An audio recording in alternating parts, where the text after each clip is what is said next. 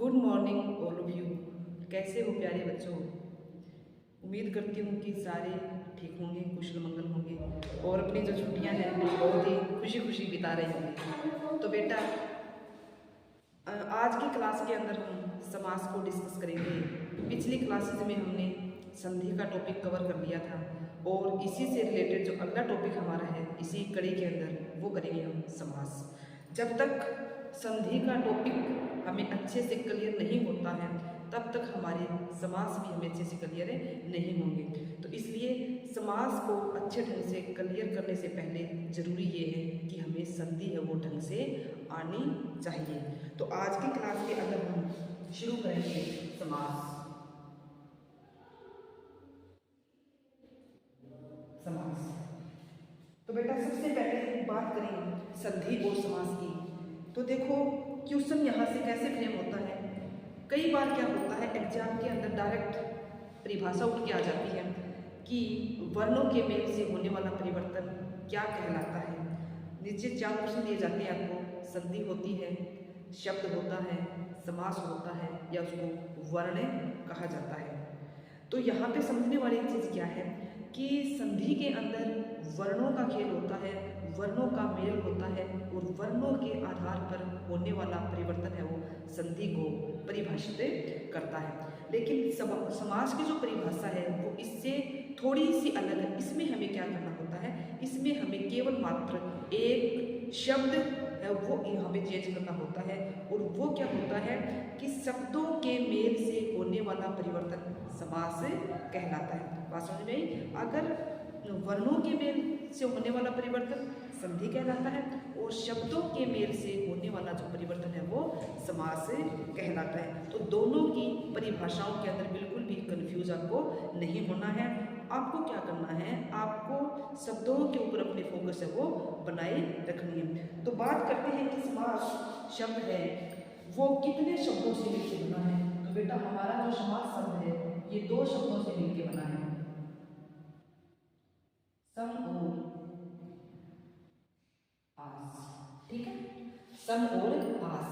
यहाँ पे सम का मतलब होता है पास और आस का मतलब होता है बैठना। ये दो शब्द मैंने यहाँ पे लिखे और इन्हीं दोनों शब्दों के आधार पे हम समास की एक बहुत अच्छी परिभाषा वो यहीं से निकाल लेंगे। तो अगर बात करें इसकी परिभाषा की तो परिभाषा क्या कहती है, शब्दों या शब्द या कह दें पद, दो शब्द या पद जब पास आकर बैठ जाते हैं, आकर बैठ जाते हैं तो उसे ही समास कहा जाता है। समास कहा जाता है। ठीक है, ये वो परिभाषा है जो हमने इस फॉर्मेट से यहाँ पे तैयार करके लिखी। अब केवल मात्र एक ही परिभाषा को लेकर हमें नहीं चलना है, हमें क्या देखना है कि जितनी परिभाषाएं हम खुद कर सकते हैं उतनी परिभाषाएं आपको लिखनी है। आप जो मैं बता रही हूँ कोई जरूरी नहीं वही परिभाषा लिखो, आप अपनी परिभाषा खुद भी बना सकते हो। लेकिन जो परिभाषा आप लिखने जा रहे हो उनकी जो वर्डिंग है या उनकी जो शब्दावली हो बिल्कुल सही होनी चाहिए। तो इसी से रिलेटेड अगर हम दूसरी परिभाषा की बात करते हैं तो इसमें क्या होता है कि दो या दो से अधिक पदों के मेल से होने वाला परिवर्तन भी समास कहलाता है। दो या, दूसरी परिभाषा क्या कहती है, दो या दो से अधिक पदों के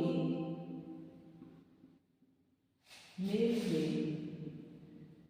होने वाला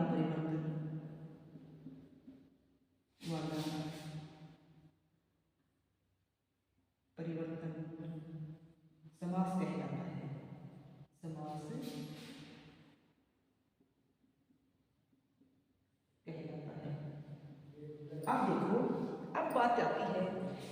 क्या शब्द और पद दोनों एक ही होते हैं या इनके अंदर थोड़ा अंतर होता है? तो बेटा शब्द कोई भी हो सकता है और शब्द के अनेकों अर्थ होते हैं, ठीक है। जैसे मैंने देखा आम, जैसे मैंने बोला आम, तो आम जैसे ही मैंने बोला तो आप बच्चों के मन में विचार आया कि आम तो एक फल होता है जिसको हम खाते हैं। लेकिन जब मैंने इसी आम को वाक्य में प्रयोग कर दिया कि मोहन आम आदमी है या सोहन आम आदमी है या कहते हैं कि मैं आम इंसान हूँ, तो यहाँ पे जो आम शब्द है वो यहाँ पे फल न होकर किसी साधारण व्यक्ति को बता रहा है। और यहाँ पे जो आम है वो एक शब्द नहीं है, यहाँ पर आम एक पद का काम है कर रहा है। यानी कहने का मतलब क्या है, जब हम यानी एक शब्द है पद, एक होता है शब्द। पहले हम शब्द को समझते हैं। शब्द क्या है? शब्द एक स्वतंत्र इकाई होती है। शब्द एक स्वतंत्र इकाई है, ठीक है। स्वतंत्र इकाई है जिसके अनेक अर्थ हो सकते हैं, अनेक अर्थ हो सकते हैं, ठीक है। जैसे मैंने यहां पे लिखा आम, मैंने यहां पे लिखा सोना, ठीक है। अब आम का अर्थ यहाँ पे क्या है? दो अर्थों को बता रहे हैं। जैसे एक तो होता है साधारण, एक होता है फल, ठीक है। सोना इसके भी दो अर्थ हैं, जैसे एक नींद के लिए प्रयोग करते हैं और एक हम करते हैं धातु, ठीक है, या गोल्ड जिसको बोलते हैं मेटल ज्वेलरी जिसके अंदर आती है हमारी। तो इसमें क्या है? धातु कहते हो या इसी को हम कलम बोलते हैं, ठीक है। चलिए ये काट देते हैं, यानी ये हमारे दो शब्द हैं। अब जैसे ही मैंने इस आम को मैंने वाक्य में प्रयोग किया, जैसे राम आम आदमी है, आम आदमी है, आदमी है। अब मैंने आम को अंडरलाइन कर दिया। तो जैसे ही मैंने इस आम को वाक्य के अंदर प्रयोग किया तो ये आम हमारा क्या बन गया बेटा? यहाँ पे ये आम हमारा यहाँ पे पद बन गया, ठीक है। तो पद की परिभाषा कैसे लिखेंगे? जब शब्द को वाक्य में प्रयोग कर दिया जाता है, प्रयोग कर दिया जाता है, तो वह पद बन जाता है, ठीक है। इतनी सी डिस्कशन आपको समझ में आई। यानी क्या होता है शब्द और क्या होता है पद? मतलब शब्द स्वतंत्र होते हैं, लाखों अर्थ हो सकते हैं इसके, लेकिन पद क्या होते हैं? जब उसी शब्द को हम वाक्य के अंदर प्रयोग कर देते हैं तो प्रत्येक शब्द अपने आप के अंदर एक पद बन जाता है। तो हम कर रहे थे समास को, तो समास की जो पहली परिभाषा हमने की, जब दो या दो से अधिक पद पास आकर बैठ जाते हैं तो वहाँ पे क्या होता है? समास का निर्माण होता है। या दो या दो से अधिक पदों के मेल से होने वाला परिवर्तन समास कहलाता है। तो पहला क्वेश्चन हमारा यहीं से पुट हो रहा है कि समास किसे कहते हैं? तो समास की परिभाषा पदों का मेल या शब्दों का मेल समास कहलाता है और वर्णों का मेल हमारी संधि कहलाती है। अब बात आती है कि समास का शाब्दिक अर्थ क्या होता है?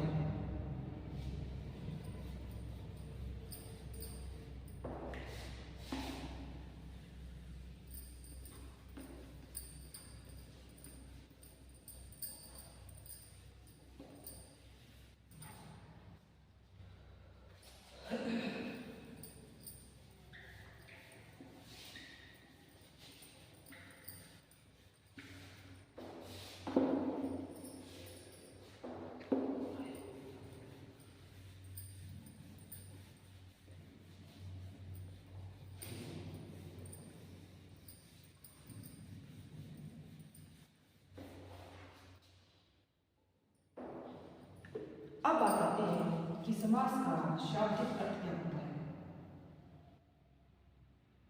समास का शाब्दिक अर्थ, शाब्दिक अर्थ इसका मतलब होता है बेटा संक्षिप्त, संक्षिप्त या कह दो छोटा। ठीक है, संक्षिप्त कह दो या छोटा। यानी समास का जो शाब्दिक अर्थ की अगर बात करें तो इसका मतलब होता है किसी भी चीज को संक्षेप में लिखना या उसका रूप है वो छोटा करके लिखना। तीसरी बात ये आती है कि हिंदी व्याकरण के अंदर समास क्यों आए, मतलब क्या ऐसा रीजन रहा कि व्याकरण के अंदर समास को हमें जोड़ना पड़ा। तो प्यारे बच्चों, ये क्वेश्चन कई बार एग्जाम के अंदर आता है कि व्याकरण के अंदर समास का प्रयोग क्यों किया जाता है। तो व्याकरण में समास का प्रयोग इसलिए किया जाता है ताकि हिंदी का रूप छोटा हो सके। यानी हिंदी का रूप छोटा करने के लिए हिंदी व्याकरण में समास का प्रयोग किया जाता है। ठीक है, हिंदी का रूप छोटा करने के लिए व्याकरण में समास का प्रयोग किया जाता है, का प्रयोग किया जाता है।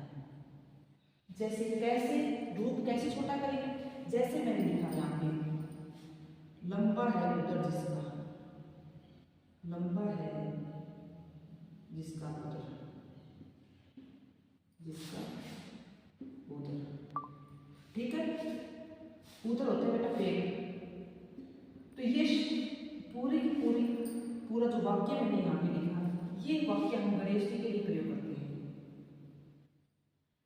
ठीक है, लेकिन जैसे मैंने यहाँ से इन दो शब्दों का मैं लोप कर देती हूँ, मतलब इनको मैं हटा देती हूँ, तो अगर हम इन दोनों शब्दों को जोड़ेंगे तो ये बनेगा हमारा बेटा लंबोदर।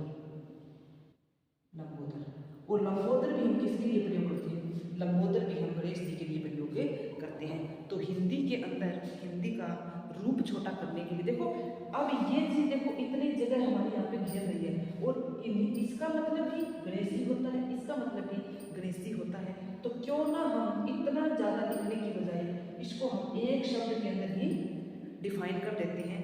तो रूप छोटा करने के लिए हिंदी के अंदर समास का प्रयोग किया जाता है। आगे आता है कि समास का विपरीत क्या होता है। समास का विलोम कह दो या विपरीत। तो बेटा समास का जो विलोम होता है वो होता है हमारा व्यास। ठीक है, समास का उल्टा कह दो या समास का विपरीत कह दो, तो समास का उल्टा होता है हमारा व्यास। अगला क्वेश्चन है समासों का राजा। समासों का राजा, ये हमारा बहुब्रीहि समास होता है। बहुब्रीहि समास, यानी समासों का राजा कौन होता है, बहुब्रीहि समास को समासों का राजा है वो कहा जाता है। अब बात आती है कि समास विग्रह क्या होता है और समासिक पद क्या होते हैं। तो बेटा देखो, विग्रह का मतलब होता है समासिक पद को खोल के लिखना या विस्तार से लिखना। संधि का विच्छेद होता है, समास का विग्रह होता है। दोनों शब्द को ध्यान में रखना है। संधि का विच्छेद मतलब एक शब्द को दो पार्ट के अंदर तोड़ देते हैं। समास में भी क्या होता है, हम समासिक पद को दो पार्ट में तो तोड़ते हैं लेकिन उसका विस्तार से लिखते हैं उसको तोड़ के। ऐसा नहीं है, जैसे मैंने शब्द बोला विद्यालय, अगर हम संधि करेंगे तो विद्या प्लस में आलय, यानी ये हमारी संधि है। एक शब्द दो भागों में टूट गया और दोनों का जो अर्थ है वो अपने आप के अंदर क्या है, सार्थक। इसी से रिलेटेड जैसे मैंने विद्यालय का अगर हम समासिक विग्रह करें तो ये होगा विद्या के लिए घर। यहाँ पे हमारा शब्द क्या है, दो भागों में टूटने की बजाय जो विद्यालय है उसी को हमने क्या है विस्तार से लिखा, यानी उसका हमने विग्रह कर दिया। तो विग्रह का मतलब ही क्या होता है, उसी शब्द को खोल के लिख देना, विस्तार से लिख देना, बड़ा करके लिख देना, या उसको हम कहते हैं ना किसी भी शब्द को डिटेल में लिखना। ये तो होता है समास का विग्रह। और अगर विग्रह किए हुए शब्द को वापस अगर हम समास में लेके आएंगे तो वहाँ पे होता है बेटा लोभ, जो मैंने यहाँ पे आपको करके दिखाया है। ठीक है, तो आगे की जो चर्चा रहेगी वो रहेगी कि क्या होता है समास विग्रह।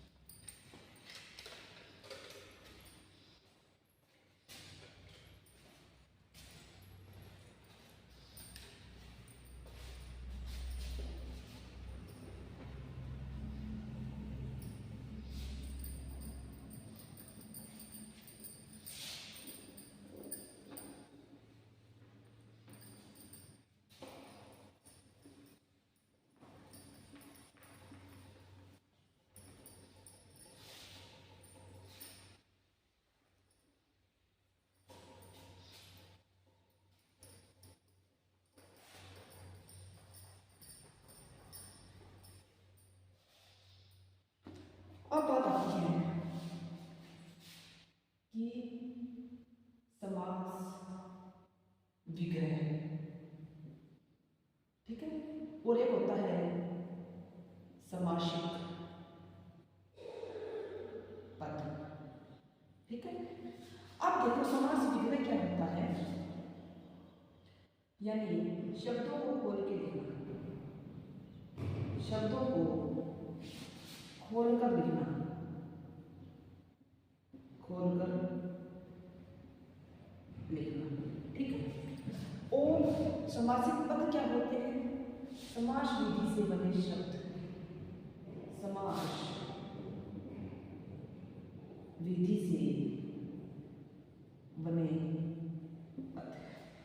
दोनों क्या है, विग्रह का मतलब उसी शब्द को खोल के लिखेंगे और समासिक पद का मतलब खोले हुए शब्द को वापिस से हम जोड़ के वो लिख देते हैं।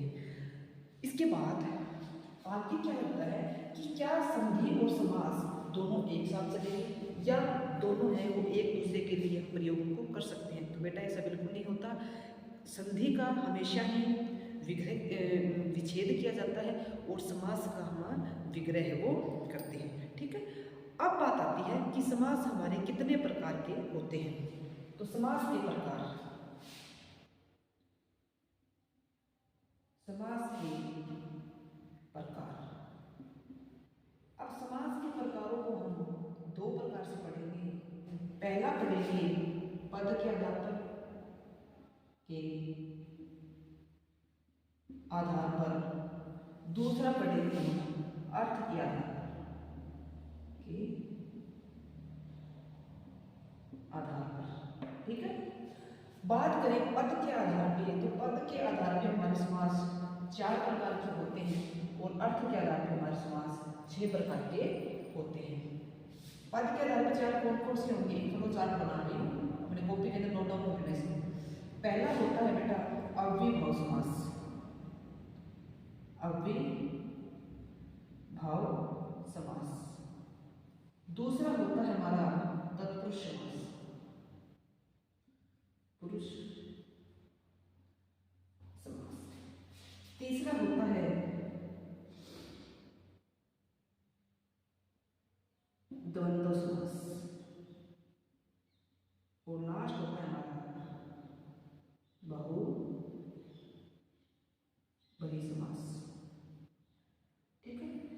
यानी पद के आधार पे समास के 4 भेद होते हैं, लेकिन अर्थ के आधार पे समास के 6 भेद होते हैं। वो 6 कौन से होंगे? यानी हमारा जो तत्पुरुष समास है इसके 2 उपभेद होते हैं, एक कर्मधारय होता है और एक द्विगु समास होता है।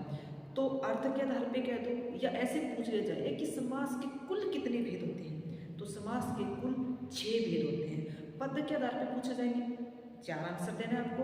अगर अर्थ या फिर कुल पूछ लिया जाए तो आपका आंसर बेटा 6 के अंदर होना चाहिए। तो 6 इसके अंदर 6 कौन कौन से हों हमारे? 4 तो हमारे ये हो गए, ठीक है, ये तो हमारे 4 होंगे, प्लस में 2 ये हो गए। एक होता है हमारा तत्पुरुष का उपभेद, जैसे मैंने लिखा द्विगु समास, द्विगु समास, और एक होता है बेटा कर्मधारय समास, कर्मधारय समास। एक होता है द्विगु समास, दूसरा होता है कर्मधारय समास। यानी ऐसा कौन सा समास है जिसके 2 उपभेद होते हैं? तो हमारा ऐसा तत्पुरुष समास है जिसके 2 उपभेद होते हैं, या सब पाठ आप कह सकते हो। पहला होता है द्विगु समास, दूसरा होता है हमारा कर्मधारय समास। तो इस प्रकार से अर्थ के आधार पर तो हमारे 6 होंगे। पहला लिखोगे अविभाव समास, दूसरा लिखोगे तत्पुरुष समास, तीसरा लिखोगे द्विगु समास, चौथा कर्मधारय समास, पांचवा करेंगे हम द्वंद्व समास, और छठा होता है हमारा बेटा बहुव्रीहि समास, ठीक है। तो सबसे पहले चर्चा करेंगे हम अव्ययभाव समास की। बात करें इसकी परिभाषा की तो क्या होती है इसकी परिभाषा?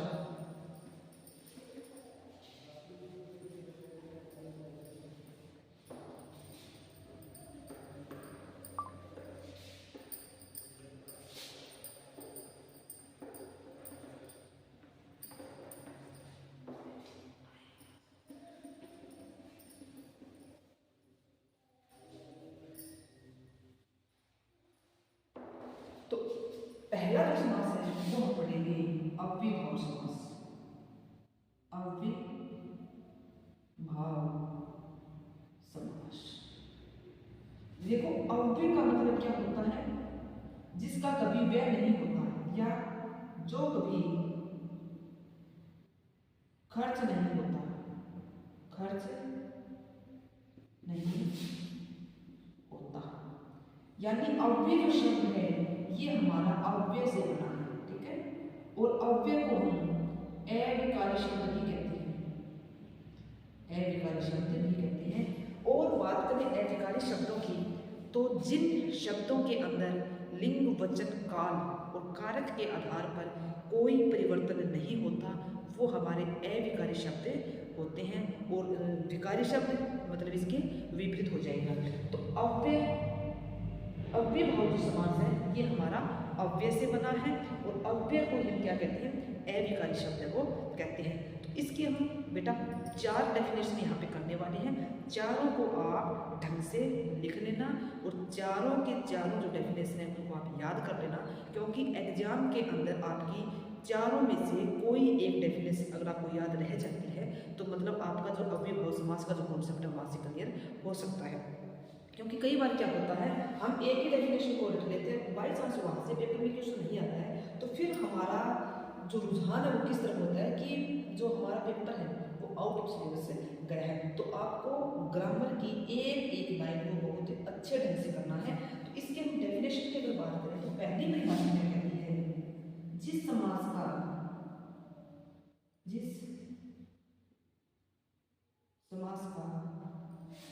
पहला पद अव्यय होता है, ठीक है, अव्यय होता है।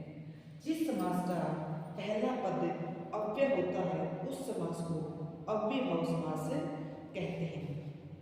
दूसरी परिभाषा लिखेंगे हम, जिस समास का हम बचपन से इसी एक परिभाषा को रटते आए हैं कि जिस समास का प्रथम पद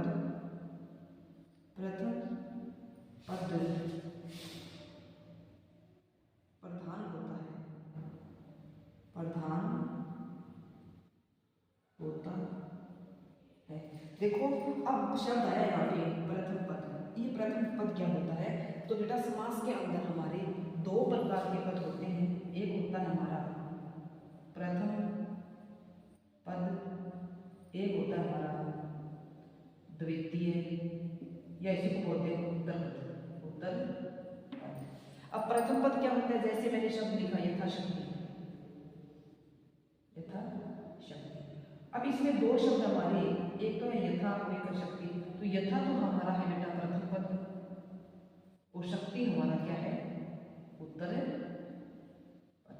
ठीक है, यानी ये जो शब्द है वो दो शब्दों से मिलकर बना है, यथा और शक्ति। यथा हमारा प्रथम पद को दिखा रहा है और शक्ति हमारा द्वितीय पद को दिखा रहा है। तो अव्ययभाव समास में क्या होता है? पूर्व पद प्रधान होता है। प्रथम कह दो, पूर्व कह दो, पहला कह दो, एक ही बात होती है। तो जिस समास में प्रथम पद प्रधान होता है वो समास भी हमारा अव्ययभाव समास से होता है।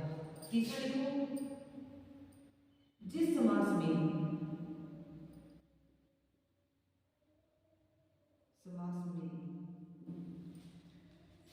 शब्दों की आवृत्ति होती है, शब्दों की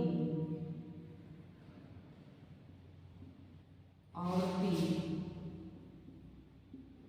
होती है, वहां पर भी हमारा क्या है? अव्ययभाव समास से होता है। चौथी परिभाषा क्या लिखेंगे? जिस समास में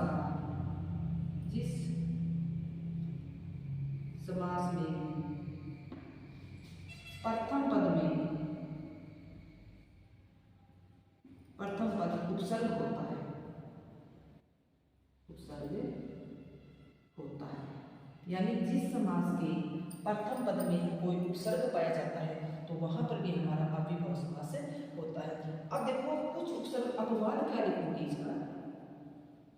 अपवाद में आप लिखोगे, इसमें कुछ एक उपसर्ग ऐसे होते हैं जो अव्ययभाव समास के अंदर में नहीं पाए जाते हैं। तो वो कौन कौन से हैं? सबसे पहला है बेटा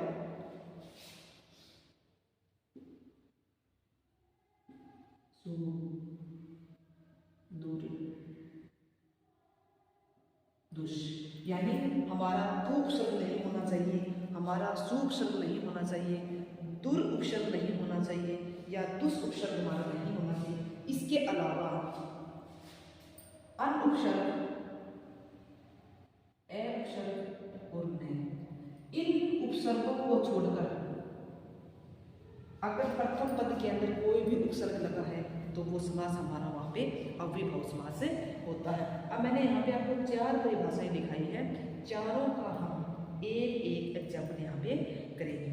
तो सबसे पहला एग्जाम्पल करेंगे, जिस समास का प्रथम पद अव्यय होता है, प्रथम पद प्रधान होता है, प्रथम समास के अंदर शब्दों की आवृत्ति होती है, या जिस समास में प्रथम पद है वो उपसर्ग होता है। तो जैसे मैंने लिखा है बेटा शब्द यहाँ पे यथाशक्ति, ठीक है, अध्यापन यहाँ लिख दो सभी के। जैसे शब्द लिखा है यथाशक्ति, शक्ति। मैंने लिखा बेटा आज, मैंने लिखा दिनों दिन, दिनों दिन। मैंने लिखा यहाँ पे निरोग, यथाशक्ति,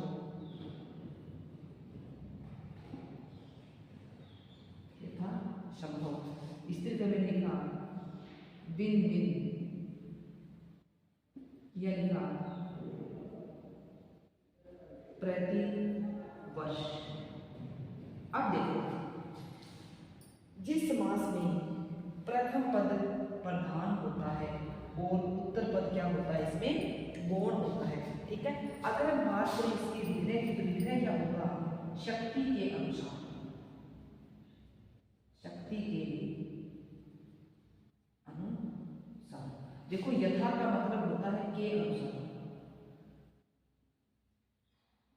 दूसरा है आजन, आजन।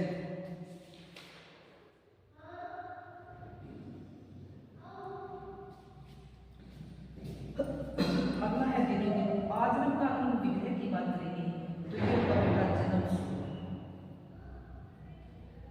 दिनों दिन, दिन ही दिन में, कि दिन में, निरोग बिना रोग के, यथासंभव, फिर सेचिता की प्रधान है, दूसरा गुण है, तो ये लिखेंगे बेटा संभव के अनुसार।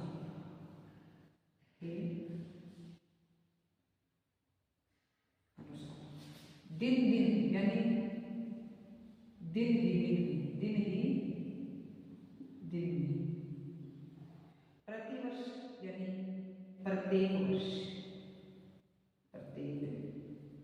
वर्ष। तो बेटा आज की क्लास के अंदर हमने समास की परिभाषा को पढ़ा। इसके बाद हमने ये भी देखा कि क्या होता है समास विग्रह और क्या होते हैं हमारे समासिक पद। उसके बाद हमने समास के विलोम को जाना, समासों के राजा के बारे में पढ़ा। तत्पश्चात हमने समास के भेद पढ़े और भेदों के अंदर हमने ये डिस्कस किया कि पद के आधार पे कितने होते हैं और अर्थ के आधार पे कितने होते हैं, या कुल समास है वो कितने प्रकार के होते हैं। सभी का हमने इसके नाम है वो जानने में कौन कौन से समास हमारे होते हैं। इसके बाद आगे हमने अव्ययभाव समास को डिटेल में पढ़ा, अव्ययभाव समास की परिभाषाएं पढ़ी, अव्ययभाव समास के हमने उदाहरण है वो करके देखे। तो बेटा आज की क्लास में हम इतना ही करेंगे, बाकी की जो डिस्कशन है वो हम अगली क्लास के अंदर इनको कंटिन्यू करेंगे, यानी जो समास हमारे बच के वो हम नेक्स्ट क्लास के अंदर उनको पूरा करेंगे। तो सभी बच्चों को